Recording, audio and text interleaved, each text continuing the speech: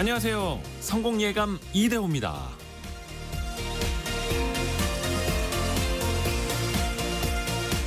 추석이 한여름에 찾아온 건지 한여름이 추석까지 침범한 건지 2024년 추석은 무더위로 인해서 더 강렬하게 기억될 것 같습니다. 9월 중순에 체감온도 35도, 지역에 따라 38도까지 오르는 등 이게 가을 추석이 아니라 여름 하석 아니냐라는 말이 나올 정도인데요. 여름이 길어지니까 당연히 가을은 짧아지겠죠. 이상기온으로 인해서 가을과 겨울이 더 짧아질 거라는 걱정도 큽니다.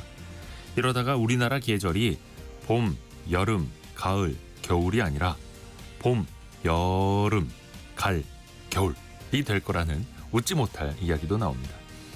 추석에 온 가족이 모여 앉은 풍경 속에서 우리 아이들에게 옛날에는 이렇게 덥지 않았다라고 말하면서도 앞으로는 더 더운 추석을, 더 뜨거운 지구를 물려주게 되지 않을까 걱정스럽기도 했습니다. 우리는 지금 그렇다면 무엇을 해야 할까요? 성공예감 이대호입니다. 시작합니다.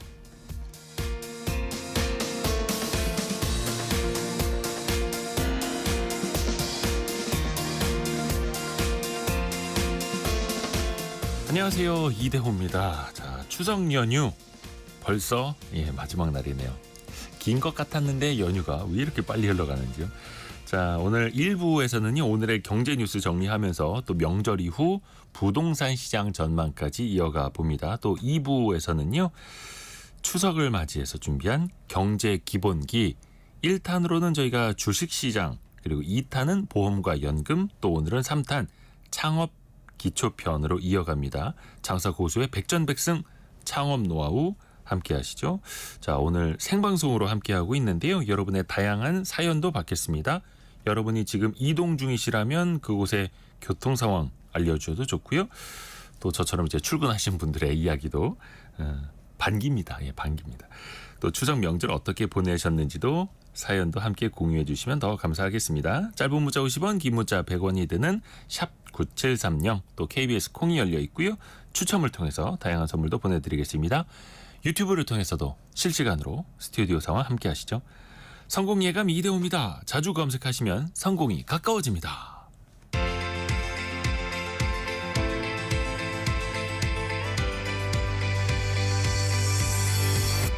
KBS 1라디오 성공예감 이대호입니다. 오늘의 경제 뉴스 연합인포맥스 정지서 기자와 함께합니다. 안녕하세요. 네, 안녕하세요. 이렇게 또 휴일에도 쉬지 않고 나와주셔서 감사합니다. 아닙니다. 이제 귀경길 정체 상황 체크해봐야죠. 네, 오늘 교통 정체는 대체로 서울 방향 고속도로에 집중될 걸로 보이고요. 네. 한국도로공사는 교통 정체가 오후 3시에서 4시쯤에 정점을 찍을 걸로 보고 있습니다. 또 자정이 돼서 완전히 해소될 걸로 보는데요. 9시 기준으로 부산에서 서울까지는 6시간, 광주에서는 4시간 30분, 대전에서는 2시간 50분 걸릴 걸로 예상하고 있습니다. 네. 모처럼 제주도에 활기가 돌았다고요. 이번 연휴에 특히. 네, 특히 그랬어요. 제주항공이 추석 연휴 시작된 지난 13일부터 오늘까지 엿새죠. 엿새 동안에 제주 노선 예약 내역 살펴봤더니 10만 3천 명이 무려 예약을 한 걸로 집계가 됐습니다. 이 같은 기간에 일본은 그럼 몇 명이 예약했냐? 5만 명 정도로 딱 2배 정도 되는 거죠. 그러니까 최근에 엔저 현상 때문에 이 일본 여행 수요가 크게 늘었던 거 상황 고려하면 제주도가 진짜 압도적인 선택을 받았던 겁니다. 이 지마켓이 추석 전에 조사했던 패키지 상품 판매량 봐도 마찬가지인데요. 올해 명절에는 확실히 해외보다 국내 여행을 더 선호하셨더라고요. 국내 여행 패키지 상품이 지난해 같은 기간보다 무려 60% 늘어난 걸로 집계가 됐습니다. 이 왜 그럴까 봤더니 50대 이상의 중장년층에게 큰 인기를 끌었더라고요. 네. 그러니까 전체 예약자 10명 중에 3명 이상이 50대 이상이에요. 그러니까 아마도 이제 더 이상은 차례에 안 지낸다 그러잖아요. 그러니까 추석 연휴에 차례 지내는 대신에 여행을 선택하는 트렌드가 좀 늘면서 부모님 모시고 가는 사례가 늘었다. 이렇게 제주항공이 분석하고 있습니다. 부모님을 모시고 여행을 가는 사례가 늘고 네. 있다. 그 제주도 물론 이제 아주 일부 이야기겠습니다만 바가지 논란도 있었죠. 또 물가도 높아가지고 좀 논란도 되기도 했었는데 앞으로 제주도 지역의 여행 수요가 계속해서 늘어날 수 있을까요? 그러면 좋을 텐데 일단 네. 지난 9일 기준으로 올해 누적 제주 관광객이 967만 명이 조금 넘어요. 네. 그러니까 이번 연휴 기간에 외국인 포함하며 예상되는 관광객이 30만 명 정도라고 하니까 아마 오늘쯤이면 제주도의 누적 관광객이 올해 1,000만 명을 돌파할 걸로 보입니다. 근데 이게 작년보다 열흘 빠른 기록이라고 하더라고요. 뭐 그동안 사실 제주도 가서 100만 원 넘게 쓰느니 그 돈으로 동남아 간다 이런 이야기 굉장히 많이 했잖아요. 네. 그러니까 그런데 확실히 수요가 좀 살아나는 추세인 건 맞는 것 같습니다. 이 제주도의 해외 여행객 증가세도 굉장히 눈에 띄는데요. 지난 7월 달에 이미 외국인 관광객이 100만 명을 넘어섰습니다. 이게 근데 코로나 이후에 지금 처음이거든요. 그러니까 2019년도 8월 달에 보다 기록했던 것보다 한 달 더 빨라진 빠르게. 기록입니다. 예. 뭐 아니 왜 어떻게 이렇게 외국인 관광객이 증가했을까? 이게 지금 제주도가 도민 자체적으로 이미지 제고나 홍보 마케팅에 굉장히 공을 들이고 있다고 해요. 그러니까 저기 도민 사회 자체가 크게 노력을 하고 있는 거죠. 뭐 근데 물론 이제 이걸로 제주 관광 수요가 완전히 회복했다. 라고 이야기를 하긴 조금 이른 감이 있습니다. 왜냐하면 일시적인 수치보다 사실은 지속적인 수요를 확보하는 게 훨씬 더 중요하잖아요. 게다가 이제 올해는 예년보다 추석 연휴가 좀 길었고 그렇다 보니까 말 그대로 반짝 증가한 거일 수도 있습니다. 그래서 아무래도 이제 10월 1일 임시공휴일 시작으로 또 9일 한글날 있는 주말까지 연휴가 좀 그러네요. 있으니까요. 조금 더 지켜봐야겠습니다. 자, 그리고 미국에서는 트럼프 전 대통령 상대로 또 한 번의 암살 시도가 있어서 시끄러웠습니다. 네, 현지 시간으로 지난 15일이었는데요. 플로리다주 웨스트팜비치에 있는 그 트럼프 전 대통령의 자기 소유 골프장에서 골프를 치던 중에 주변에서 총격이 발생했습니다. 그러니까 다행히 이 2달 전에 유세 현장에서 있었던 총알과는 달리 트럼프는 맞진 않았어요. 그리고 그 용의자와 트럼프 간의 거리가 불과 300m에 불과해서 생각보다는 총격은 당하지 않았지만 꽤 위험한 상황이었다고 합니다. 그 도망쳤던 용의자가 결국엔 붙잡혔는데요. 58세의 백인 남성으로 현재 FBI가 범행 동기를 조사 중입니다. 근데 보니까 트럼프 전 대통령이 우크라이나 지원 반대했던 게 그 우크라이나 지지자인 용의자의 반감을 불러왔을 거다. 이렇게 보고 있더라고요. 지금 어쨌든 미국 대선이 11월 5일 한 50여일 정도 남았거든요. 근데 그런 상황에서 벌어진 사건이라서 이 트럼프를 향한 암살 시도가 판세에 어떻게 영향을 미칠지 이거에 대한 관심이 굉장히 큰 상태입니다. 그래도 뭐 다행히 크게 다친 사람은 없으니까 다행이죠. 다행이기는 한데 이게 참 반복된다라는 게 또 우려스럽기도 하고요. 네. 또 우리가 경제적인 영향도 또 살펴봐야 될 텐데 지난번에 첫 암살 시도 이후에는 이른바 트럼프 트레이딩이라는 말이 나올 정도로 네. 트럼프 관련주도 많이 오르고 뭐 그랬었죠. 비트코인도 뛰고 그랬었잖아요. 네. 이번에 시장 반응은 어땠습니까? 이게 이번에는 또 완전히 반대였어요. 그러니까 그 2차 암살 시도 이후에 비트코인이 이틀 만에 5% 하락했고요. 네. 또 트럼프의 소셜미디어 모기업이죠. 트럼프 미디어 앤 테크놀로지 그룹의 주가도 4% 정도 빠지면서 오히려 해리스 트레이드 현상 아니냐 이런 이야기까지 나왔거든요. 그러니까 사실 비트코인 같은 경우에는 트럼프가 친가상자산 대통령을 선포한 만큼 비트코인은 트럼프 자산으로 분류가 이미 되고 있습니다. 근데 오히려 어떤 정치적 불확실성을 키우는 거 아니야라는 시각이 나오면서 위험 자산인 비트코인에 대한 하락 압력이 좀 커진 거죠. 그 사실 또 이번에 시장에 있었던 영향이 조금 제한될 수밖에 없었던 게 이번 연휴에 그 우리나라뿐만 아니라 아시아 증시가 좀 쉬어가면서 영향이 조금 글로벌 시장에서 덜했었고요. 근데 확실히 이게 트럼프 암살 미수 사건이 영향이 제한될 수밖에 없었던 건 또 1차 암살 시도 때랑 비교를 해보면 이때는 트럼프 당선의 가능성이 10% 정도 올랐었거든요. 근데 오히려 이번에는 여전히 트럼프와 해리스가 49대 51 같은 박빙의 승부를 이어가고 있습니다. 네. 그러니까 결국에는 이 암살 시도 역시나 학습 효과가 가장 크지 않았을까라는 분석이 많고요. 지금 또 게다가 이 시장의 관심이 가장 큰 게 연준입니다. 이제 다음 주 그렇죠. 이번 주에 시작될 텐데 연준이 아마 오늘 그렇죠. 내일 새벽이면? 새벽 3시쯤이면 결과를 알 수 있겠네요. 그렇죠. 근데 연준이 이제 기존 기준금리를 내리긴 할 텐데 얼마를 내릴 거냐. 진짜 빅컷을 단행할 건지 아니면 그냥 25bp 수준에서 그칠 건지. 지금 그래서 이 연준의 기준금리를 얼마를 내릴 거냐가 최대 이슈인 만큼 미수에 그친 트럼프 암살 시도는 확실히 시장의 관심은 덜했다 정도로 정리할 수 있을 것 같습니다. 저희도 내일 아침에는 미국의 기준금리 인하 소식도 그 의미 네. 또 같이 분석해서 전달해 드릴게요. 프로야구 관중이 와 대단합니다. 1,000만 관중을 돌파했습니다. 네, 이것도 연휴 앞두고 있었던 소식인데요. 그러면 네. 이 야구단들은 과연 이제 재정이 좋아졌을까? 이것도 한번 따져보고 싶어요. 좋아져야 될 텐데 굉장한 아이러니인 게 지난 15일에 이제 우리나라 프로야구가 올해 흥행몰이 성공하면서 사상 처음으로 1,000만 관중 돌파했거든요. 그것도 굉장히 일찍. 네. 근데 10개 구단의 재무 상태는 매우 취약하더라고요. 이게 일단 감사 보고서가 작년 재무제표 기준으로 한 만큼 어디까지나 작년 기준입니다. 네. 근데 이제 정규리그 우승 확정한 기아 타이거즈 작년에는 6위였었죠. 네. 근데 보니까 구단 영업이익이 4억 원 적자더라고요. 게다가 자본 잠식 상태입니다. 그러니까 이게 자본 잠식이라는 건 주주들이 낸 자본금을 이미 다 까먹었다는 얘기거든요. 이제 그나마 기아가 100% 지분을 들고 있기 때문에 기아의 어떤 홍보, 광고 대가로 받는 손실 보전이 적자를 좀 메우고 있었고요.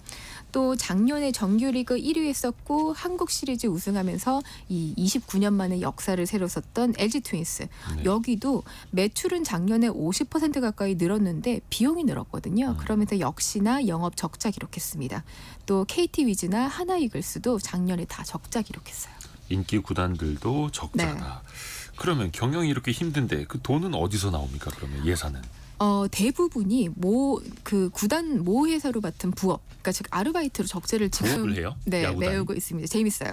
이 삼성 라이온즈 같은 경우에는 서초동에서 삼성 레포츠 센터 운영하면서 돈을 법니다. 근데 삼성 이게 레포츠 센터. 네, 원래는 구단이 가지고 있었는데 이걸 나중에 삼성생명한테 팔았거든요. 예. 그러면서 이게 지금 그 레포츠 센터를 운영하면서 버는 돈이 전체 매출의 무려 25% 정도 차지하고 있고요. 또 두산 베어스는 야구단 지분 100% 들고 있는 두산그룹으로부터 보험 대리점 사업을 이어받았습니다. 넘겨받아서 네. 그러니까 그 두산그룹 직원들한테 보험 가입을 알선하고 보험사로부터 판매 수수료 받는 거죠. 이게 또 보니까 작년에 그 입장 수수료의 25% 정도 되는 걸로 나타나더라고요. 두산 베어스가 보험 대리점 사업도 하고 그렇습니다. 있다. 이야, 네. 재밌네요. 그런데 이제 그나마 이것도 대기업 계열사들, 그러니까 모회사로부터 일감을 어느 정도 받을 수 있는 구단들의 얘기고요. 지금 작년에 가장 영업 성적이 좋았던 곳은 키움 히어로즈예요. 네. 근데 여기 같은 경우는 그 코로나 때문에 무관중 경기를 했던 2020년 이후에 3년 연속으로 흑자를 기록했어요. 그래요? 굉장히 신기하죠. 네. 왜 그랬냐면 특히나 작년에 이익 증가폭이 굉장히 컸는데요. 이정우 선수가 미국 프로야구 가면서 이 이적료를 구단이 받았습니다. 한 250억 정도 받았거든요. 네. 이게 대부분의 적자를 메워줬다고 합니다. 그러니까 사실은 이것도 굉장히 이례적인 일이기 때문에 평소에는 기대하기 어려운 성과인 거죠. 그렇죠. 일회성이 강한 거니까. 굉장히 강하죠. 네. 그래서 사실 이제 1,000만 관중 시대다라고 하지만 이 프로야구 시장의 왜곡된 현실을 지적하는 목소리가 굉장히 많습니다. 일단 야구단이 흑자로 운영되려면 최소 3만 명 이상 수용할 수 있는 경기장에 팬들이 꾸준히 와야 한다 이야기부터 이젠 이 우리나라 야구 시장 파이 대비 선수들의 연봉 체계가 좀 잘못됐다 이런 이야기도 있고요. 또 야구 선진국이라고 하는 미국이나 일본과는 문화부터 시장 형성이 굉장히 기형적이다라는 비판이 꾸준히 나오고 있습니다. 그래서 이제는 1,000만 관중 시대가 된 만큼 다양한 비판의 목소리도 좀 새겨 들어봐야 할 때가 아닌가 싶습니다. 외형뿐만 아니라 내실도 그렇게 탄탄하느냐. 질적인 성장도 좀 해야 한다 네. 이런 얘기죠. 자, 그리고 유통 채널 중에서 백화점이 전체적으로 이제 매출은 굉장히 크기로 유명하지 않습니까? 네. 그런데 편의점 매출이 거의 다 따라왔네요, 백화점은. 네, 비중으로 보니까 그렇더라고요. 이 산업통상자원부가 올해 상반기 유통업별로 매출 비중을 집계한 통계를 어제 발표했는데요. 네. 편의점이 전체의 16%로 이 오프라인 채널 가운데선 2위를 차지했습니다. 근데 역시나 백화점이 1위인데 백화점 비중이 16.8%. 그러니까 불과 1%포인트도 편의점과 차이가 안 나는 거죠. 네. 지금 편의점이 2021년도, 그러니까 3년 전에 연간 매출 비중이 처음으로 대형마트를 앞섰거든요. 그러면서 오프라인 2위 유통 채널로 올라선 이래 줄곧 그 자리를 지키고 있습니다. 근데 보면 이마트, 홈플러스, 롯데마트가 포함된 대형마트가 이 올해 상반기 기준으로 매출 비중이 11%밖에 안 돼요. 그러니까 편의점이랑 5%포인트나 차이가 나는 거죠. 네. 그러니까 결국에는 이 백화점과 편의점이 오프라인 매출의 왕좌의 자리를 놓고 앞으로 굉장히 치열한 경쟁을 벌일 거다. 이 정도로 정리할 수 있겠습니다. 하반기에 또 어떻게 됐는지도 한번 미리 짚어볼까요? 보통 편의점 같은 경우에는 유동인구가 느는 3분기 그리고 백화점은 이 단가 높은 겨울 의류 판매되는 4분기를 각각 연중의 최대 성수기로 꼽고 있거든요. 네. 게다가 이제 날씨와 소비 심리도 변수인 게 올해는 그 아이스크림 판매가 그 찜통 더위 때문에 사상 최대치를 기록하면서 편의점이 어느 정도 좀 특수를 누렸습니다. 근데 지금 이제 올해 추석도 더웠다시피 지금 늦더위가 굉장히 그쵸, 기승이잖아요. 그리고 이렇게 되면 겨울이 점점 늦어지면 이제 겨울 옷 판매량도 줄어들 거다. 이렇게 해서 아무래도 편의점에 조금 더 유리한 환경이 구성되지 않겠냐 이런 이야기가 많습니다. 백화점은 하나를 팔더라도 좀 비싼 걸 팔아서 그렇죠. 매출이 더 덩치가 큰데 네. 특히 이제 겨울 장사가 많기도 한데 네. 그게 또 힘들 것 같고. 연합인포맥스 정지석 기자와 함께했습니다. 고맙습니다. 감사합니다.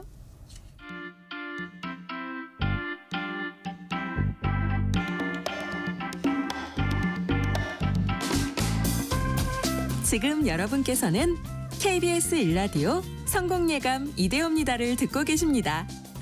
프로그램에 참여하신 청취자 여러분께는 추첨을 통해 아름다운 식탁 창조 주비푸드에서 뿌리 담은 리얼 생 와사비를, 쉽고 빠른 판촉물 제작 시너지 기프트에서 무드 등 미니 가습기를, 그리고 성공예감에서 준비한 커피 쿠폰을 보내드립니다. 당첨자는 성공예감 이대호입니다 홈페이지에서 확인하세요. 고속도로 상황을 쭉 보고 있는데요. 지금 전국 전체적으로는 좀 양호합니다. 군데군데 좀 정체되는 구간은 있습니다만 아직까지 본격적인 정체가 시작됐다라고 보기는 조금은 어렵고요. 한국도로공사에 따르면요. 오늘 오전 8시 기준으로 각 도시 요금소에서 서울 요금소까지 걸리는 시간 예상 시간인데요. 부산에서 서울까지 5시간 20분, 울산에서는 4시간 50분, 광주에서는 3시간 40분, 대구에서는 4시간 20분, 대전에서는 2시간 10분 요 정도 걸릴 걸로 예상이 된다고 합니다. 하지만 또 시간이 지나면서 조금 정체 구간이 늘어날 수도 있을 테고요. 계속해서 한번 또 지켜보고 전달해드리겠습니다. 혹시 이번 추석 연휴 때 친지들끼리 모여서 집값 얘기 안 하셨습니까? 최근에 특히 서울 수도권 지역 집값이 또 많이 올라서 또 이것 때문에 대출 규제가 갑자기 타이트해져서 이 변수가 또 많이 등장하고 있는데요. 그리고 아마 내일 새벽이면 우리 시간으로 내일 새벽이면 미국에서 기준금리를 인하했다라는 소식도 들려올 테고요. 또 부동산 시장은 어떤 영향이 될까요? 김인만 부동산 연구소장과 함께하겠습니다. 소장님 안녕하세요. 안녕하세요. 특히 요즘에 집값 물어보는 사람 더 많이 늘었나요? 어때요? 항상 많이 요즘 더 궁금하죠. 이거 9월 들어서 대출 규제가 시행이 되는데 변수가 생기니까. 그냥 계속 올라가면 그냥 올라가는 값다. 네. 내가 어디 사야 되지라는 걸 많이 물어보는데 상승폭은 이제 좀 브레이크가 걸렸거든요. 요즘 그 기울기는 좀 완만해졌나요? 기울기는 완만해졌는데 상승은 하고 있습니다. 그래서 이게 딜레마에 빠진 거죠. 상승폭 확대는 브레이크가 걸렸는데 25주 상승을 하다 보니 상승은 상승인데 이걸 따라가야 되나 말아야 되냐에 대한 고민을 많이 하고 있는 상황입니다.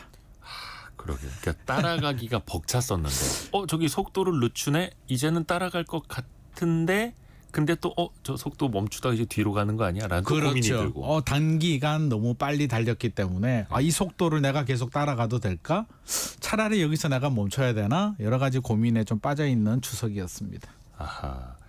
일단 지금 매매 시장이 특히 이제 서울 중심으로 강세였던 그 가장 대표적인 요인 몇 가지만 좀 분석해 주세요. 일단 강세였던 요인은 뭐 몇 가지가 있는데요. 이제 매수자들 집을 사려는 분들의 그 인터뷰를 좀 해보다 보면 항상 단골 메뉴로 등장하는 게 공급이 부족하다. 서울은 공급이 부족하다는 얘기고요. 전세 가격이 올라간다. 거기에 금리 인하 기대감. 미국이 금리 내리면 한국은행도 내리지 않겠는가. 거기에 이제 정책의 실패라고 할까요? 스트레스 DSR 2단계 집값이 올라가는데 대출 규제를 안 하네. 정부는 집값 잡겠다는 의지보다는 부양 의지가 강하지 않냐라는 생각. 그 스트레스 DSR 2단계 시행이 한 2달인가 늦춰졌었던 원래 거죠. 7월에 시행을 했어야 되는데 9월로 연기하면서 많은 분들이 이제 7월, 8월이 거래량이 급등했는 이유 중에 하나가 그런 말씀을 많이 하시더라고요. 집값을 올라가면 규제를 해야 되는데 정부가 2달 연기한 건 부양의 의지가 더 강한 것이 아닌가. 그렇다면 우리가 빨리 집을 사야 되는 것 아닌가. 9월에 대출 강화되기 전에 빨리 사야 된다라는 심리가 좀 작동이 된 것 같습니다. 한마디로는 불안하다. 2020년, 2021년 급등에 대한 트라우마가 되살아나면서 지금 안 사면 또 못 살 것 같은 불안한 마음. 이 불안한 마음이 또 자극을 한 것 같습니다. 그 불안 심리, 그렇죠. 네. 경제는 심리인데. 네네. 그러면 이제 전문가 입장에서 보시기에 이번 상승 사이클이 얼마나 오래 갈까? 네. 이것도 좀 궁금합니다. 지금이 그 또 상승 사이클에 어느 정도 선까지 와 있는 걸까? 뭐 같은 질문이 되겠네요. 이게 상승의 사이클이라는 게 이게 참 난처한 문제이기도 한데요. 왜냐하면 상승 사이클은 2021년에 끝났거든요. 2015년에서 2021년까지 7년 정도 상승을 하면서 사실상 상승 사이클은 끝났고요. 예. 지금은 조정 사이클의 안에 있는 등락을 거듭하는 구간인데 이게 나무만 보게 되면 7월, 8월 속도가 너무 빨랐기 때문에 그렇죠. 이게 또 대세 상승이 아닐까, 한마디로 추세 상승이 아닐까 하는 불안한 마음인데 저는 이걸 추세 상승으로 보지는 않습니다. 왜냐하면 추세 상승은 한 5년 정도 아파트 가격이 올라가는 걸 추세 상승이라고 하는데 2배 정도 올라가죠. 그러면 지금 가격에서 5년 정도 올라가서 2030년 정도에 2배가 올라간다.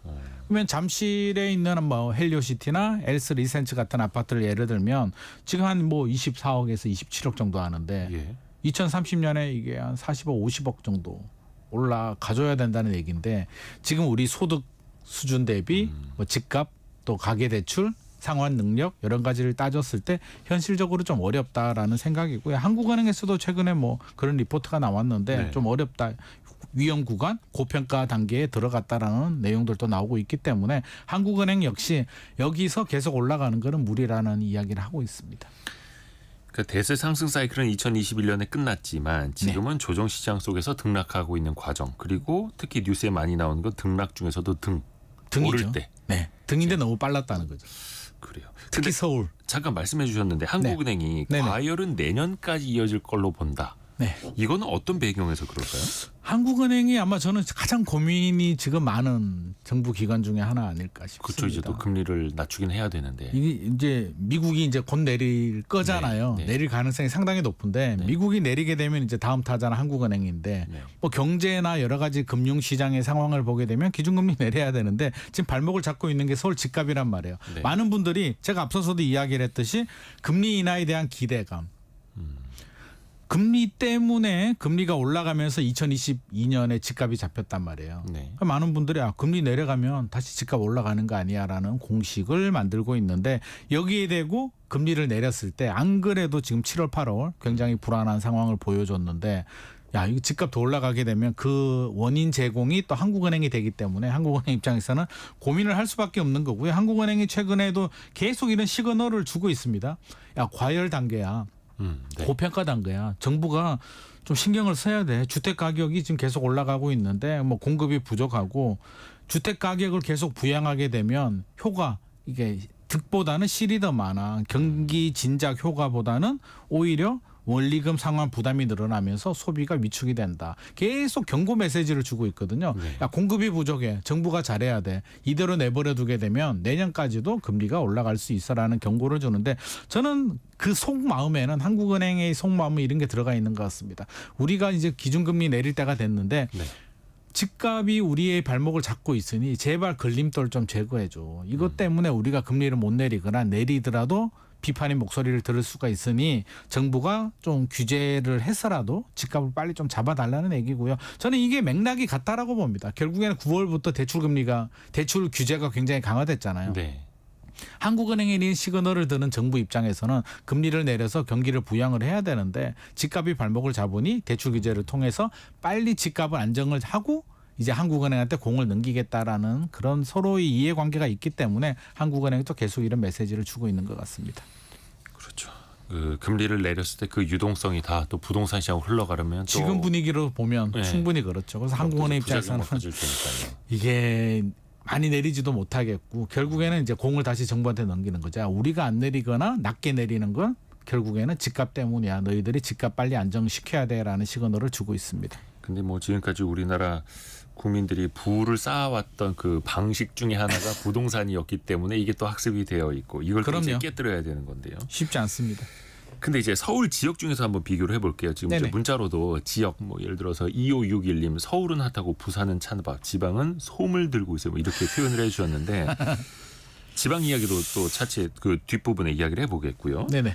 서울 지역에서도 이게 뭐 다 많이 오른 건 아닙니다. 뭐 강남이나 이른바 마용성이라고 하는 마포, 용산, 성동구는 신고가 기록하는 네네. 곳들 많은데 네.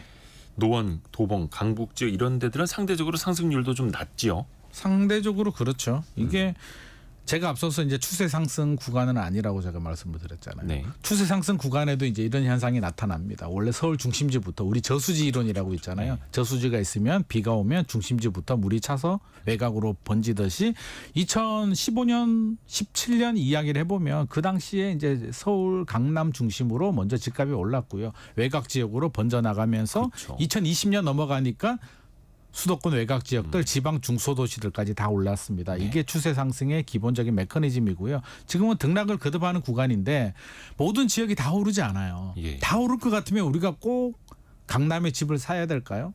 투자 대비 또 그렇죠, 지방 중소도시 사도 오히려 효율성은 더 좋을 수도 투자 금액 있는데. 대비로 보면 그렇죠. 근데 지금은 그런 상황이 아니다 보니 뭘 해야 될까요? 선택과 집중. 옥석 가리기를 해야 되잖아요. 똘똘한 지역. 똘똘한 한 채를 사야 되는데 그 똘똘함이 결국에는 미분양이 작고 입주 물량도 작고 수요들이 많이 원하는 지역 위주로 움직일 수밖에 없습니다. 그러면 강남 3구, 마용성, 강동구, 동작구, 한강 벨트 위주로만 좀 수요자들이 최근에 수요자들 움직이를 보면 이제 추세 상승일 때는 뭐 실수요자 플러스 다주택자들 투자 수요들이 같이 움직이는데요. 최근에는 실수요자들이에요. 예. 실수요자들은 이제 무주택자들, 지금까지 현금을 보유하면서 타이밍을 보던 무주택자들, 또 한 부류는 집 한 개를 가지고 있는데 이제 팔고 갈아타는 수요들이 움직이거든요. 팔고 갈아탈 때는 어디로 갈까요?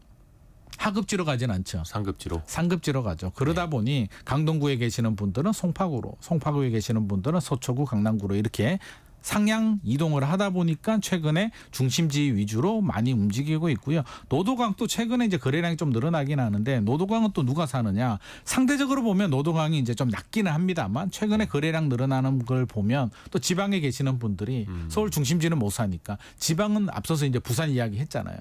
여러 가지 상황이 안 좋다 보니 그러면 내가 2, 3억 있으니까 노도강이라도 사자라는 심리가 작동이 되면서 노도강도 최근에는 좀 거래가 되고 있는 상황입니다. 그러니까 상향 이동을 하려는 거는 뭐 인간의 본성이고 네네. 누구나 이제 가질 수 있는 생각이다 보니까 오르는 곳만 오르고 몰리는 곳만 오르는 지금은요. 지금이 딱 그런 상황인 거네요. 그래서 정부가 계속해서 주택 공급을 강조하고 있지 않습니까? 88 대책 때도 또 한번 강조를 했고 뭐 그린벨트도 해제하겠다 이런 이야기도 나오고 있는데 물론 시간은 오래 걸리고 그럼요. 지금의 집값을 진정시키기에는 어떻게 좀 힘이 달릴까요? 현실적으로 우리 88 대책 이제 한 달 더 지났는데요. 네. 88 대책 내용이 뭐였나요? 물어보면 이제 머리를 좀 걸쩍걸쩍 됩니다. 전문가들도 야, 그린벨트 풀고 비아파트 공급 늘리는 거 정도만 기억을 하고 있거든요. 제가 볼 때는 실질적인 이제 심리 효과는 거의 지나갔다. 공급 대책은 두 가지 효과가 있습니다. 하나는 네. 이제 실질 효과가 있죠. 실질 효과는 앵커님 말씀하신 것처럼 10년 이상 걸리잖아요. 네. 그린벨트 풀어서 보상하고 언제 공급을 할까요? 10년 후에 나오는 거고 우리 국민들이 10년 후에 서울 아파트 공급되는 게 지금 궁금하지 않잖아요. 10년 후에 서초구에 새 아파트가 공급이 된다. 그걸 내가 지금부터 기다릴 필요는 없는 거고요. 지금 필요한 건 그래서 지금 기다리면 내 집 마련을 할 수 있고 주택시장이 안정이 되느냐라는 건데 88 대책 내용을 보면 사실 문재인 정부 시절부터 공급 확대 대책들이 계속 발표가 됐습니다. 2018년부터 3기 신도시 그린벨트 풀고 태릉 뭐 푼다라고 네. 하고 계속 나왔는데 같은 패턴이거든요. 국민들이 바라볼 때는 이게 좀 뭐라 되겠나? 그럴까요? 예. 계속 같은 패턴들이 계속 반복이 되다 보니 이제 시간도 오래 걸리고. 공감 능력이 떨어지는 거죠. 아, 또 나왔어. 그린벨트 그때도 푼다고 했는데 제대로 되고 있나? 라는 생각 때문에 사실상 효과는 정부는 야심차게 많은 준비를 했음에도 불구하고 저는 안타까운 게 준비를 많이 했거든요. 내용 네. 자체를 보면 굉장히 많은 준비를 했는데 그게 국민들한테 좀 제대로 전파가 안 되는 것 같습니다. 7656님이 지방은 이제 대구 지역 계시는가 봅니다. 대구는 네네. 유령 아파트가 늘어나고 있습니다. 이렇게 이야기를 해주셨고 지금 전국 미분양 주택 가구가 한 7만 가구 정도 됩니다. 7월 네네. 기준으로 그 중에 비수도권이 5만 7천 개. 네네. 당연히 이제 지역이 더 훨씬 더 많을 텐데 그러면 이거는 지역의 집값이 부진한 어떤 결과로 봐야 됩니까? 아니면 앞으로 부진할 수밖에 없는 원인으로도 봐야 됩니까? 이게 두 가지가 다 맞물려 다 있는 섞여서요? 거죠. 이게 80% 정도가 이제 지방의 미분양이 물려 있는데요. 지방에서 서울 집을 사시는 분들한테 또 제가 여쭤봅니다. 네. 아니 왜 굳이 서울에 투자를 하시려고 합니까?라고 하면 공통적인 얘기가 그겁니다. 미분양 아파트도 많고 입주 물량도 많은데 굳이 지금 사지 않아도 언제든지 살 수 있는 기회들은 있지만 서울은 집값이 올라가기 때문에 지금 사지 않으면 앞으로 집값이 더 올라갈 것 같은 두려움. 상승에 대한 기대감이 이제 맞물려 있는 겁니다. 그러면 역설적으로 지방 아파트가 회복이 되려면 입주 물량과 미분양이 어느 정도 해결을 해야 사람 마음이 그렇잖아요. 너 사탕 하나 주면서 너 사탕 먹을래? 옆에 보니까 사탕이 한 봉지 있습니다. 그러면 그 사탕을 빨리 먹을 필요는 없는 거거든요. 선택지가 굉장히 많이 있는데 사탕이 하나밖에 없어 그러면 내가 먼저 먹어야겠죠. 그쵸. 지방 같은 경우는 지금 선택지가 굉장히 많은 상황이기 때문에 결국에는 미분양이 빨리 소진돼야 되고요. 저는 정부 정책도 미분양 소진 대책들이 좀 강하게 이번 88 대책도 그린벨트 풀어서 서울의 공급을 늘린다라고 하지만 역설적으로 보면 오히려 지방 미분양을 더 메리트 있게 해준다면 우리 자녀들도 그렇잖아요. 너 자꾸 친구 만나러 가면 야 공부해라고 하면 공부보다 친구 만나는 게 더 재밌거든요. 근데 집에 뭔가 더 재밌는 게 있거나 뭔가 다른 재밌는 거리를 주게 되면 친구 만나는 것보다 이게 더 좋아라고 한다면 나가지 않거든요. 자연스럽게. 그러면 투자도 마찬가지죠. 지방 미분양 예를 들어서 뭐 5년간 양도세 면제 같은 강력한 카드가 나온다. 1년 동안 지방 미분양을 사면 그렇다.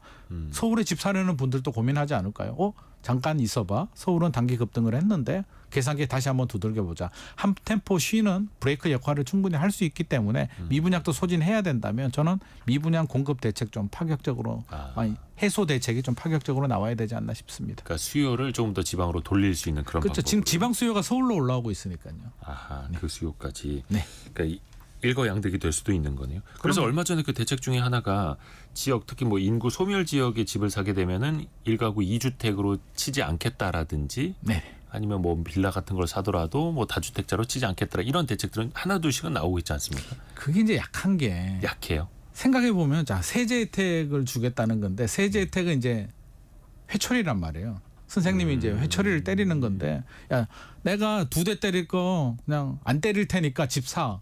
우리가 집을 사는 이유는 이제 상승에 대한 기대감입니다.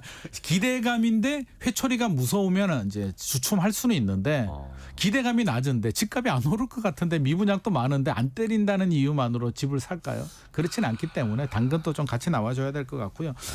저는 이번에 지금 추석 귀성길 지금 막 막히고 뭐 그렇잖아요. 네. 새벽까지 막히고 했는데 그걸 보면서 저는 드는 생각이 이 많은 분들이 지금 서울에 직장이나 여러 가지가 있어서 서울에 정착을 하신 분들인데 고향은 지방이란 말이에요. 그렇죠. 지방에 양질의 일자리가 있었다면 굳이 올라오지 않아도 되는 분들입니다. 그러면 지방 경쟁력을 좀 강화시키는 중장기 프로젝트, 지방 대학교 뭐 경쟁력 강화시키면 저는 안타까운 게 용인 반도체 클러스터도 그렇죠. 이 일자리들이 지방에 생겼더라면 얼마나 좋았을까.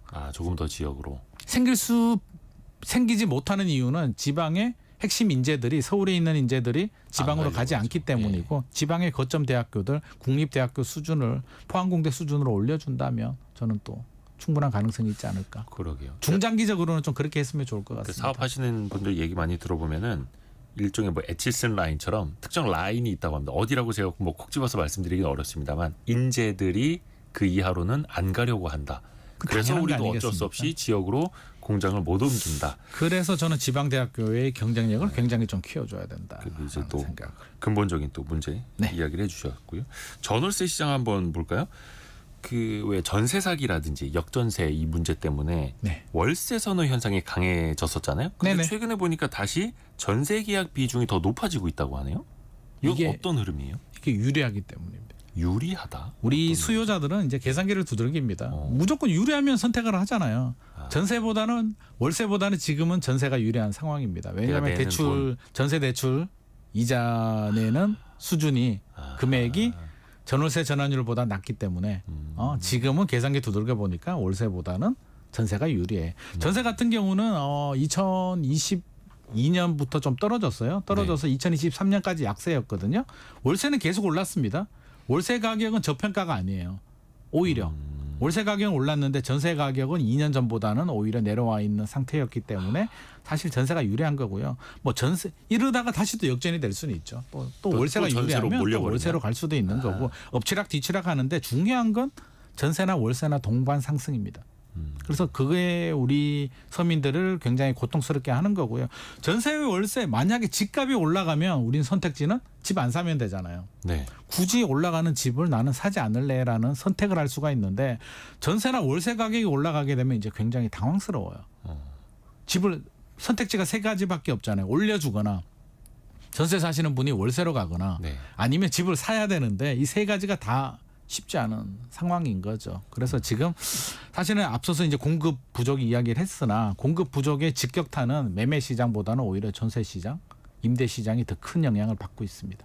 특히 그 임대 시장에 큰 영향을 받았던 게 이제 전세 사기였고 그게 심했던 게 빌라 같은 거였잖아요. 맞습니다. 비아파트. 네네. 그럼 아파트는 전세가 좀 올랐는데 빌라나 오피스텔 같은 곳의 전세 가격 동향은 어떤가요? 이게 이제 상대적인 비교인데요. 네. 최근에 통계 결과를 보게 되면 1년 전보다 26% 늘어났다. 서울의 연립 다세대 매매 거래량이 늘어났다라는 통계가 나오는데 이제 매매 비교를 거래량이요? 1년 전과 비교하니까 그래요. 1년 전이 워낙 안 좋았기 때문에 1년 전보다는 늘어났는데 그나마 또 이게 지역이 서울이잖아요. 네.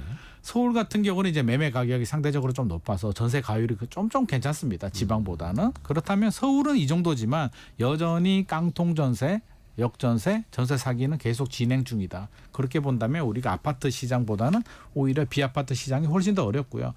시장에 그런 최근에 양상들이 많아요. 뭐 빌라 쪽에 전세 이야기를 하면 무조건 거부를 합니다. 불안하다. 제대로 따져보지 않고 전세 사기 당할 것 같아. 그러니까 빌라 전세는 여전히 기피하는 거네요. 기피하는 거죠. 왜냐하면 이 신뢰 회복을 못했기 때문에 이제 신뢰가 중요한데 우리 전세 계약은 이게 무이자 대출이고 서로 집주인과 세입자 간에 그냥 서류 간에 서로 그렇죠. 이게 계약 채권 계약이란 말이에요. 네. 이 채권 계약이 못 믿을 계약. 내가 2년 후에 돈을 돌려받지 못하는 불안한 마음이 있기 때문에 이게 회복되지 않으면 근본적인 해결은 좀 어려울 것 같습니다.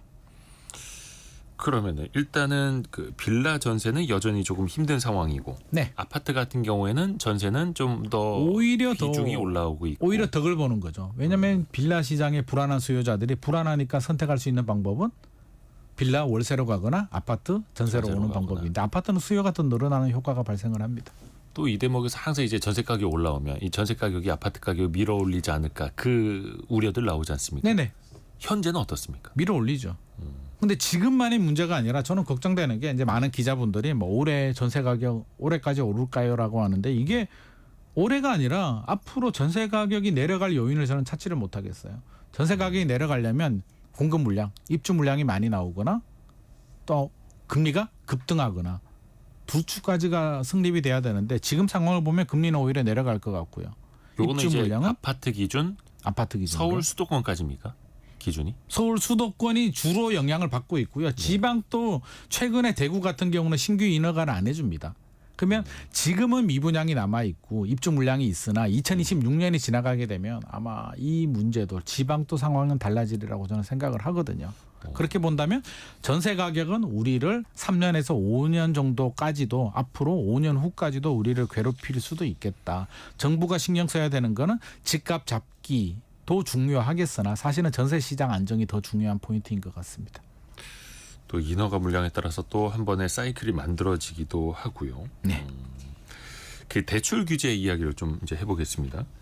그 지난달에 주택담보대출이 8조 2천억 원 가량 들었다고 합니다. 많이 금액으로는 늘어났습니다. 네. 한 달 새에 역대 최대치 기록을 네네. 했고 아무래도 그 대출 규제 생기기 전에 뭐 스트레스 DSR 2단계 시행되기 전에 막차 타자 이런 수요가 몰렸다고 봐야겠죠? 아무래도 영향이 있겠죠. 이게 전반적으로 7월, 8월이 이제 굉장히 많이 늘었고 특히 8월 같은 경우는 이제 막차 타자 9월부터 이제 대출 문턱이 높아지니까 빨리 받자라는 심리가 좀 강해졌는데요. 물론 9월에는 좀 줄어들 것 같기는 합니다. 거래량도 줄어들고요. 전세 그 대출 문턱도 높아졌기 때문에 가계 부채도 줄어드는데 이걸 가지고 과연 안정되었다라고 할 수 있을까? 시장에서는 굉장히 좀 불안한 마음을 가지고 있는데 사실 대출 규제가 좀 오락가락하잖아요. 어느 장단에 춤을 춰야 될지 모르겠다라는 분들이 많이 있고요. 구매 능력을 이제 제한하는 건데 구매 욕구는 여전합니다. 불안한 마음에 집값 계속 올라갈 것 같아라는 불안한 마음을 가지고 있는데 네. 정부가 대출 규제를 하니까 잠시 주춤하고 있는 거지 이게 근본적인 해결책이 될 수는 없습니다. 오히려 뭐 둔촌주공 같은 경우는 또 더 불안해하죠. 11월 입주 앞두고 우리 어떻게 해야 돼? 지금 전세 받아서 내 잔금 치르려고 했는데 전세 대출이 잘 안 나오네. 시장을 계속 자극하고 불안하게 만들고 있다는 얘기는 저는 일시적으로는 효과가 있을 수는 있겠으나 네. 근본적인 해결책은 될 수 없다라는 말씀 드리고 싶고요. 뭔가 좀 불안한 심리를 좀 안정시킬 수 있는 좀 그런 일관성 있는 대책이 필요하지 않나 싶습니다. 둔촌주공도 잠시 후에 하나 더 여쭤보겠고요.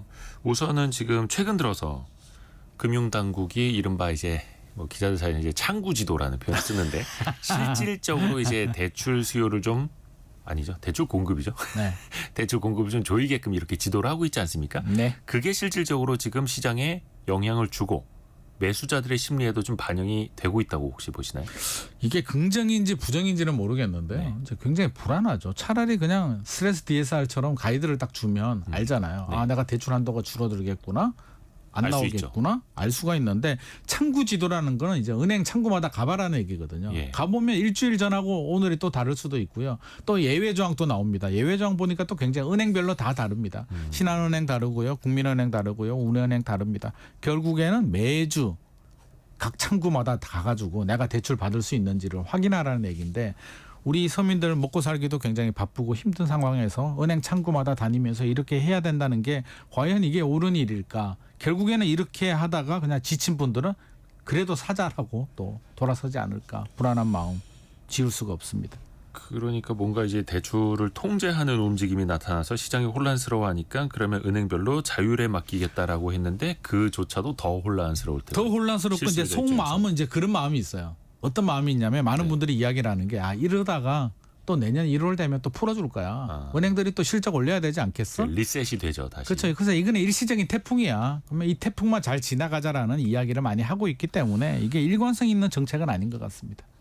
그러면 그 시장에서 이제 수요자들의 심리는 대출 네. 수요자들의 심리는 계속해서 틈틈이 기회를 엿볼 수 있다라는 거죠. 지금은 그렇죠. 이 대출 때문에 구매 욕구가 줄어들지는 않습니다. 우리가 집을 사는 메커니즘이 기본적으로 집값 상승에 대한 기대감, 구매 욕구가 생기면 두 번째로 구매 능력을 따지거든요. 구매 능력은 자기 자본, 또 전세금, 대출입니다. 그러면 네. 이게 구매 능력에 해당되는 부분이기 때문에 욕구는 있는데 능력이 제한을 받게 되면 다른 능력을 찾거나 또 방법을 계속 이게 모니터링 할 수밖에 없는 거죠. 또 보통 이제 집을 살 때 네. 2, 3개월 정도의 시차를 두고 잔금을 치르지 않습니까? 네. 그러면 이제 계약부터 하고 물론 이제 계약서를 가지고 가서 은행에서 대출 상담을 받게 되는데 네. 그 2, 3개월 사이에 어떤 정책이 또 어떻게 달라질지 모르겠다. 대출이 나올지 안 나올지 모르겠다. 불안감도 시장에 지금 그러면 많이 반영이 되고 있을까요? 지금이 이것도 그런 영향 상황이죠. 더 줄까요?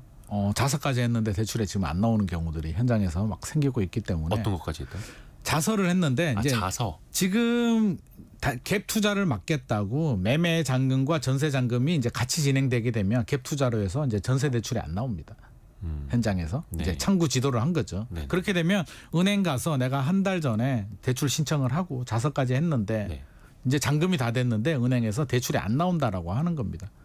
그럼 이제 이분은 큰일 나는 거죠. 큰일 났죠. 근데 계약자가 책임을 져야 되는데 은행에서 돈을 안 주게 되면 다른 데서 돈을 빌려야 되는데 2금융권이나 4금융으로 또 돌아설 수밖에 없기 때문에 은행 창구 가서 따지면 또 그렇게 얘기를 하죠. 나도 몰라. 내 잘못이 아니에요. 어쩔 수 없어요. 지침이 내려왔기 때문에 해줄 수가 없습니다라는 말만 반복을 하고 있어서 결국에는 저는 돈이 부족한 우리 서민들 실수요자들이 또 피해를 보고 있는 상황입니다. 그러면 그런 대출 수요자들은 이제 대략 난감해지는 건데 네. 또 어떻게 보면은 그렇게 난감한 상황에 빠지는 사례가 부동산 시장의 어떤 수요를 좀 낮추는 그런 또 촉진제가 되기도 하는 거잖아요. 그럴 수도 있는 거죠. 물론 이제 좋은 이해는 아닙니다만. 네네. 그 둔촌주공 그러니까 올림픽 파크 포레온이죠. 말씀하신 것처럼 여기가 11월 말부터 맞습니다. 입주한다고요? 네네. 12,000세대입니다. 근데 이제 전세자금 대출을 받아서 네. 조금 일시적으로 뭐라 해야 될까요? 융통을 하려고 계획했던 분들 계시는데 네. 지금 그 대출도 막히고 있다는 거잖아요. 지금은 그렇습니다. 그래서 많은 분들이 불안해하는 게 12,000세대면 보통 한 50% 정도는 이제 전세, 나머지는 뭐 자기가 입주를 할 수는 있는데 예. 50% 정도 되는 분이 이제 전세를 맞춰서 전세금을 받아서 잔금을 치러야 되는데 지금 전세가 막히는 거죠. 소유권 이전 등기하고 전세 시점이 맞물리게 되면 은행에서 안 나올 수도 있다. 물론 시중은행에서는 야 걱정하지 마. 올림픽파크 포레온은 우리가 대출을 해준다라고 이야기를 하는데 못 믿는 거예요. 왜냐하면 앞서서도 제가 말씀드렸잖아요. 한 달 전에 자서까지 했는데도 수시로 창구 지도로 인해서 대출이 막힐 수도 있기 때문에 잔금 날 돼서 전세금이 안 들어오게 되면 집주인도 불안하고요. 세입자도 불안합니다. 두 부류가 다 지금 불안한 상황이에요. 그래서 지금 은행에서는 괜찮다라고 하는데 믿지 못하는 상황이 계속 발생을 하고 있는 거죠. 근데 우리 청취자분들도 기억하시겠습니다만 사실 올림픽 파크 포레온 옛 둔촌주공 같은 경우에는 벌써 한 2년 넘었나요? 네. 미분양 날까 봐 정부에서도 실거주 의무 뭐 폐지해 준다라든지 조금 이점을 주었던 건 아닙니까? 물론 여기만을 위한 혜택은 아니었습니다만 좀 상징적인 곳이었죠. 사실은 우리 둔촌주공 일변 구하기라는 이야기를 그런 말도 할 나왔었죠. 정도로 저는 굉장히 상징성이 컸다고 봅니다. 그때 집값이 계속 떨어지는 상황에서 12,000세대 올림픽파크 포레온의 일반 분양이 대규모 실패로 되게 되면 투자 심리는 급격히 위축이 되기 때문에 저는 1.3 대책을 통해서 정부가 규제를 많이 풀어줬는데요. 결정적인 영향이 둔촌주공 올림픽파크 포레온이었다고 생각을 합니다. 너무 많이 풀어줘서 문제죠. 특례 보금자리까지 나와버렸으니까요. 그래서 지금은 이제 다시 또 둔촌주공 일변 구하기 죽이기 아니냐라는 이야기도 또 나오고 있는데 그만 구해라. 아마 정부도 난감할 겁니다. 은행들도 난감하고요. 이게 워낙 규모가 커서 이게 120세대 정도면 영향력이 별로 없는데 12,000세대 정도이기 때문에 아마 죽이지는 못할 것 같고 아마 여러 가지 또 혼란이 11월 말까지는 지속이 될 것 같습니다. 근데 또 상황이 너무 악화돼서 혼란이 커지면 또 풀어줄 수도 있는 거고 문제가 되면 또 정부가 또 가만히 있지 못하죠. 또 이게 민원이 빗발치게 되고요. 좋게 말하면 정책의 유연성인데 나쁘게 말하면 일관성이 없는 거고 그렇죠. 어느 장단에 맞춰야 될지 모르겠는 거고 그럼 지금 시장에서는 그런 반응입니다. 혼란스러운. 어느 장단에 춤을 춰야 될까? 둔촌주공도 나올 것 같긴 한데 100%는 모르겠다. 그럼 집주인은 차라리 그러면 내가 입주를 해야 되나? 전세 주려고 했는데 내가 입주해버려? 라는 고민까지 하고 있고요. 안 그래도 전세 가격이 올라가는데 이 올림픽파크 포레온의 전세 매물이 이렇게 해서 안 나오게 되면 또 전세 가격 상승, 또 갭 투자 좋아지는 환경, 이게 악순환의 연속이 될 수밖에 없기 때문에 그 전세 사실- 수요와 공급에도 또 영향을 미치고 이게 다 맞물려 있는 이게 거예요. 맞물려 있는 거예요. 그러니까 서울시나 국토부 입장에서도 이게 참 고민인 거죠. 아이고. 이러지도 못하고 저러지도 못하는 상황입니다. 그래서 이 부동산 정책이 이게 과학이 아니라 예술의 영역인 것 같기도 합니다. 너무 어렵습니다. 답도 네네. 안 나오는 것 같고. 근데 이제 대출 규제도 정부가 좀 타이트하게 관리를 한다고는 합니다만 여전히 또 구멍은 있어요. 뭐 예를 들어서 70대 어르신이 40년 만기로 주택담보대출을 받으신다라든지 이런 거는 그냥 어쩔 수가 없는 겁니까? 어쩔 수가 없죠. 왜냐하면 70대 어르신이 40년 대출하면 110세까지 사시는 거는 무리 아닙니까? 라고 얘기를 할 수는 없는 거잖아요. 아, 그렇죠. 그거를 뭐 그리고 40년 만기 상품을 받아도요. 기본적으로 40년 동안 주택을 보유하면서 원리금 상환하시는 분이 몇 분 되시겠습니까? 5년, 10년 보유하다가 또 팔 때는 일시 상환을 하기 때문에 사실 최대 만기가 40년이라는 거지 40년 보유한다는 이야기는 아니기 그렇죠. 때문에 사실 뭐 젊은 사람들도 30년, 40년에 걸쳐서 만기까지 상환하는 경우는 없습니다. 흔치 않죠. 실질적으로 뭐 통계를 보게 되면 10년도 안 가지고 있지 않거든요. 예. 예, 그래서 40년이라는 건 최장 기간이고 실제로는 10년도 되지 않는다. 그리고 70세 어르신이 예를 들어서 90세 사망해서 상속하게 되면 또 자연스럽게 또 다 정리가 되기 때문에 사실 이거는 뭐 그렇게 문제될 영역은 아니라고 생각을 합니다.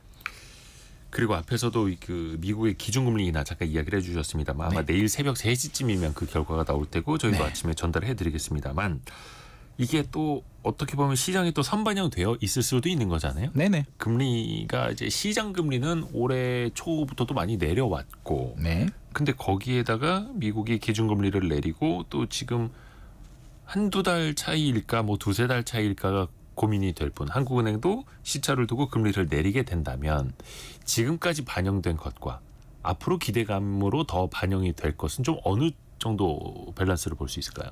어느 정도 폭으로 인하하느냐가 저는 굉장히 중요한 포인트가 될 것 같고요. 인하 만약에 뭐 0.25%포인트 25bp 정도 미국이 내린다면 뭐 크게 영향 받지는 않을 것 같습니다. 지금 미국하고 한국은행이 2%포인트 정도 벌어져 있는 상황이고 네. 역설적으로요. 금리를 내릴수록 아마 대출 금리는 더 강하게 규제를 할 겁니다. 가계부채 정부 입장에서는. 그래서 실질적으로 우리 기준금리는 계속 동결이었잖아요. 근데 대출금리는 지금 올 초하고 지금 비교해 보면 그 구간별로 계속 널뛰기를 하고 있거든요. 그렇게 바라본다면 우리가 기준금리 0.25나 0.5%포인트 정도 뭐 내린다고 해서 대출금리가 우리 생각처럼 큰 폭으로 내리지는 않을 것 같습니다. 중요한 건 이제 기대감이죠. 그래서 0.25 정도는 다 예상을 하고 있는 것 같고요. 네. 한국은행이 올 연내 0.5%포인트 이상 내린다면 아마 기대감이 좀 커질 것 같고요. 0.25 정도라면 시장에서 예상했던 수준이기 때문에 막상 뚜껑을 열어보면 크게 뭐 우리가 동요되는 일은 없을 것 같습니다. 그래요. 역설적으로 금리 인하 폭이 클수록 강하게 금리 인하가 될수록 대출 규제는 더 강해질 것이다. 저는 더 강해질 것 같습니다. 왜냐하면 이걸 그대로 내버려두게 되면 이제 걷잡을 수 없는 상황이 발생할 수밖에 없고요. 서울 집값이 여기서 더 올라가는 거는 정부도 부담스럽고요. 우리 시장도 굉장히 부담스러운 일이기 때문에 아마 정부가 그렇게 내버려두지는 않을 것 같습니다. 그러면 또 더 역설적이게도 현금 부자들만 좋은 일 아니냐. 그래도 실수요가 좀 필요한 분들 물론 이제 다 네. 100% 현금으로 집을 사시는 분들은 거의 흔치 않으니까 네네. 그런 분들 입장에서 또 더 불만이 터져 나올 수 있지 않을까요? 근데 우리가 현금 부자를 막을 수는 없을 것 같습니다. 최근에 그거야, 반포 원벨리가 뭐 전용 84 국평이 60억 거래가 됐다라고 하는데 그걸 정상적인 시장으로 우리가 보기엔 좀 어렵잖아요. 거기 이제 다른 세상. 아무리 한강 뷰가 나와도 사실 뭐 60억을 우리가 네. 60억이면 우리가 그 담보대출을 받아도 50% 받아도 30억이잖아요. 30억 원리금을 상환하면서 우리 중산층이 버티기는 현실적으로 없죠. 어렵기 예. 때문에 저는 이런 시장은 좀 우리가 언론에서도 그냥 우리 가십거리로 이렇게 다루긴 하지만 너무 좀 일일비할 필요는 없을 것 같고요. 그래도 뭐 올 하반기 또 현금 부자들을 기다리는 좋은 청약 물량들도 또 나오고 있기 때문에 어떻게든 또 좋은 물량이 나오면 또 우리는 도전을 해야 되는 거고요. 그래서 이게 현금 부자들 이야기를 막아야 된다라고 할 필요는 없을 것 같고요. 사실 이거는 일부 시장이기 때문에 여기에 정책의 포커싱이 맞춰지면 저는 안 될 것 같습니다. 오히려 전세 시장 안정에 좀 더 많은 집중을 해야 되지 않을까 싶습니다. 아이고 벌써 시간이 다 흘러가 버렸네요. 약간 결론이 될 수도 있을 텐데요. 짧게 지금 무주택자들 고민 많으신 분들을 위한 조언 짧게 좀 부탁드릴게요. 저는 무주택자들은 우리가 숲을 보지 말고 나무를 보지 말고 숲을 좀 볼 필요는 있기 때문에 자금이 되고 필요하신 분들은 내 집 마련하시는 게 좋을 것 같고요. 왜냐하면 집값 떨어지게 되면 또 무서워서 못 사거든요. 그래서 사되 전고점 대비 최근에 이제 전고점 대비 90% 이상 회복된 아파트들도 많이 있는데 서울에서도 아직 회복되지 않은 80% 수준에 머물러 있는 구축 아파트들도 있기 때문에 저는 가급적이면 아직까지 회복되지 못한 아파트들 필요하고 자금 되시는 분들이라면 내 집 마련하시는 게 좋을 것 같습니다. 김인만 부동산 연구소 김인만 소장이었습니다. 고맙습니다. 감사합니다. 감사합니다. 저희가 2부에서는요. 경제 기본기를 다져보는 시간 창업편으로 이어갑니다. 잠시 후 뉴스 들으시고요. 10시 5분에 창업 ABC 같이 한번 들어보시죠.